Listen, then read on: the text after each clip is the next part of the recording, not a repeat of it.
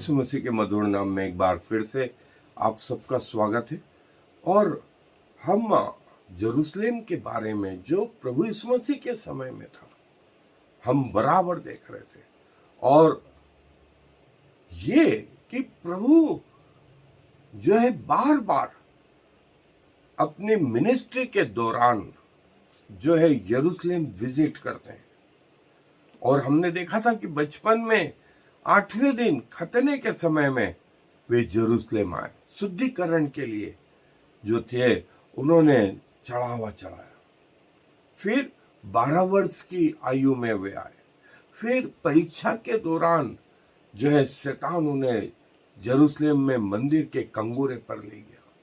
फिर जो है प्रभु जो है अपनी सेवा के लिए कई बार यरूशलेम आए। और ऐसा माना जाता है कि 3.5 साल की सेवा में प्रभु कम से कम 5 बार यरूशलेम आए। और प्रभु ने बहुत सारी शिक्षाएं दी।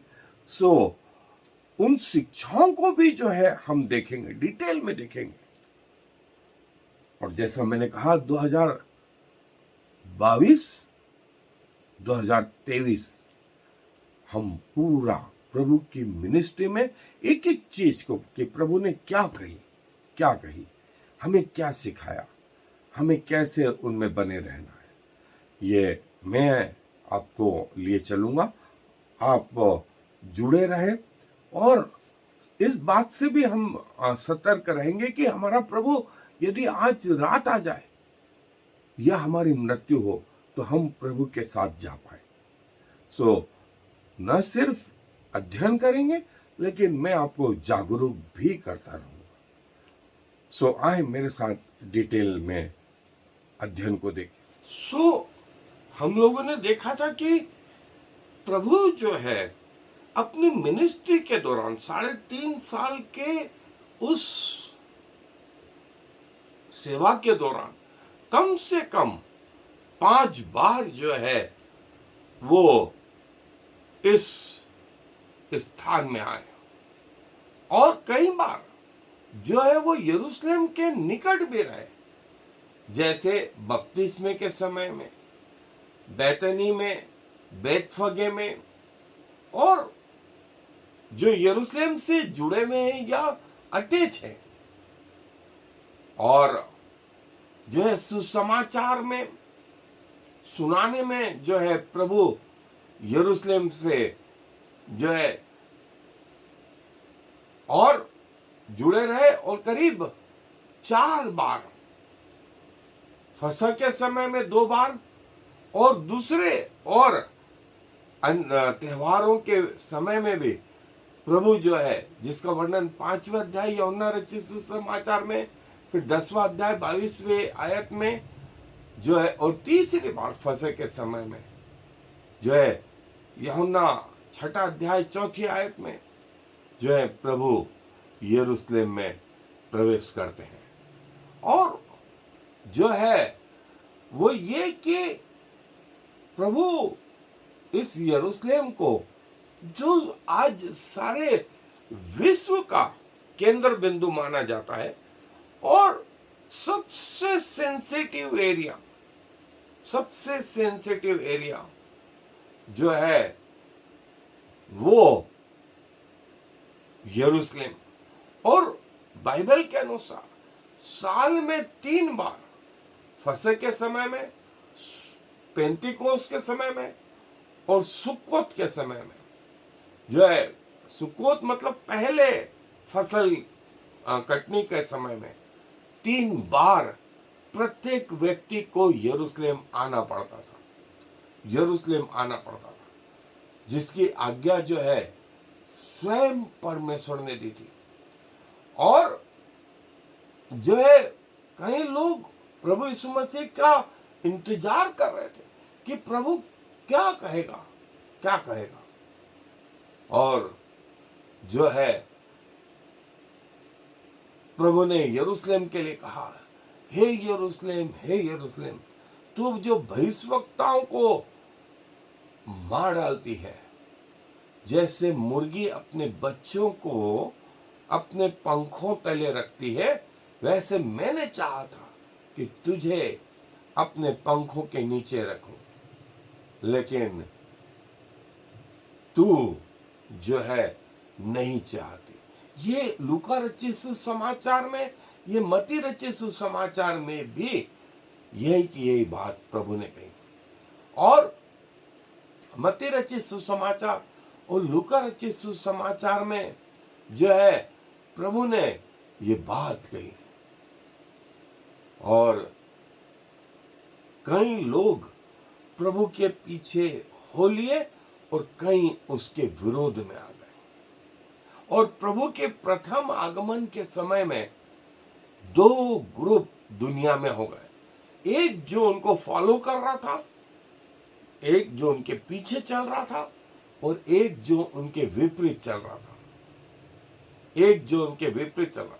और विपरीत चलने वालों में पढ़े लिखे लोग, महायाजक, याजक, पोस्ट वाले, हेरोद, पिलातुस, पूरा यहूदी समाज उसको मार डालना चाहता था। जो स्वयं परमेश्वर था, बजाय उसकी सुनने के उसको मार डालने के उन्होंने भरसक कोशिश की। और जब प्रभु को उन्होंने क्रूस पे चढ़ा दिया, उनको लगा उनकी प्लानिंग पूरी हो गई, लेकिन यही उनकी हार थी। क्योंकि प्रभु 3 दिन बाद जब मरे हुए में से जी उठे, उनको समझ में नहीं पड़ा क्या करें अब क्या करें। अब वो प्रभु नहीं था जिसको तलवार से मार दे तो मर जाए। वो दीवारों को क्रॉस करके आ गया, वो दरवाजों को क्रॉस करके आ गया, वो समय के हिसाब से जो है वो एमाउस के मार्ग में उनके साथ हो गया। दूरियां उसके लिए मायने नहीं रख रही थी, ऑब्स्ट्रक्शन उसके लिए मायने नहीं रख रहे थे। वो झील के किनारे आ गया और चेलों के लिए मछलियां बनाने लगा। और उसने कहा, मैं तुम्हें मनुष्य के मछुए बनाऊंगा। और बैतनी जो है वो जगह थी जो यरूशलेम से अटैच है। बैतनी और बेतफगे ये जो है वो यरूशलेम से अटैच है। और प्रभु जो है यहां पर भी कई बार आया। वो डायरेक्ट मंदिर में नहीं गया, लेकिन उसने अपने सुसमाचार को इन लोगों तक पहुंचाया।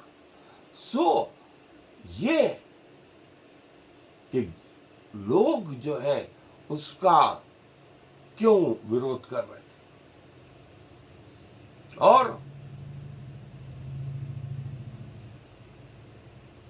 जब वो खजूर के इतवार के दिन यरूशलेम में प्रवेश करता है, तो वे लोग उसका सामना करने को तैयार रहते हैं। और प्रभु यही कहते हैं, मैं तुम्हारे साथ हूं। और प्रभु के लिए जो फसह की तैयारी का वो ऊपरी कोठरी में प्रभु की आज्ञा के अनुसार तैयारी करी। और पतरस वो महायाजक के घर में प्रवेश करने पाया, जहां पर यूहन्ना भी था। और इसी जगह जो है प्रभु यीशु मसीह की जो है उनसे पूछताछ की गई, उनको दोषी ठहराया गया। और इसी जगह जो है पिलातुस ने उनको क्रूस की सजा सुनाई। सो हम देखते हैं कि मरकुस रचित सुसमाचार, यूहन्ना रचित सुसमाचार, मत्ती और लूका में भी जो है प्रभु के इस अंतिम समय के बारे में जो है डिटेल में बताया गया। सो हम इस बात से जो है हमें बुरा भी लग रहा है, लेकिन वहीं दूसरी तरफ टेक्निकली भी प्रभु ने हम लोगों के लिए जो चीज करी वो आज तक संभव नहीं और उसके पहले भी संभव नहीं। इसीलिए कहा गया कि हमारा उद्धार आदम से, नूह से, अब्राहम, इजाक, याकूब, यूसुफ से, मूसा से, हारून से, यहोशू से, शमूएल से, दाऊद से, सुलेमान से, एलिया, एलिसा से, यशायाह, यिर्मयाह, दानियल, किससे हुआ? एक से भी नहीं। इसीलिए प्रकाशित वाक्य के 5वें अध्याय में कहा गया है, स्वर्गदूत ने सारे स्वर्ग में और सारी पृथ्वी और ग्रह मंडलों को यह कहा कि कौन उस पुस्तक को लेने और उसकी मोहर तोड़ने के योग्य है। यूहन्ना बोलता है, न स्वर्ग में, न पृथ्वी पर, न ग्रह मंडलों में एक भी व्यक्ति, एक भी स्वर्गदूत, एक भी बाइबल का जो है व्यक्ति इस योग्य नहीं था कि परमेश्वर के हाथ से वो पुस्तक ले ले या उसकी ओर दृष्टि भी डाले। पुस्तक लेना तो दूर, उसके हाथ में वो पुस्तक पे दृष्टि भी नहीं डाल सकते। तब ये लिखा है कि वो वध किया हुआ मेमना इस योग्य है।